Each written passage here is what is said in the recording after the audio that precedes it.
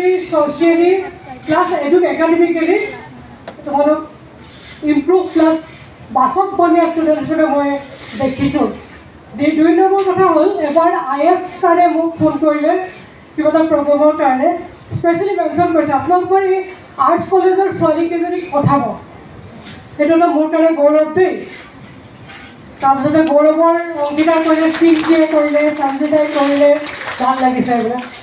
আৰু তোমালোকক দেখি মনত পৰিছে দুটামান মোৰ হোষ্টেল লাইফ ডিব্ৰুগড় গৈছে, মোৰ গোটেই লাইফটোৱে হোষ্টেলত গৈছে, শ্বিলঙৰ পৰা আৰম্ভ কৰি একেবাৰে ডিব্ৰুগড় ইউনিভাৰ্চিটি থাকোঁতে এই যে তোমালোকে এতিয়া কিবা কিবি কৰি আছা, এইবিলাক মেমৰি হ'ব, যিবিলাক কথাৰ কাৰণে তোমালোকে আজি কান্দিছা ভৱিষ্যতে সেইবিলাক কথাৰ কাৰণে হাঁহিবা, আৰু যিবিলাক কথাৰ কাৰণে হাঁহিছা ভৱিষ্যতে কান্দিবা মনত পেলাই, হয় নহয়? ডিব্ৰুগড় ইউনিভাৰ্চিটিত এবাৰ কি হ'ল কৈছোঁ, বৰ কৰিছোঁ নেকি নাই কৰা নে? এবাৰ কি হ'ল আমাৰ পৰীক্ষা আছে, পৰীক্ষা 11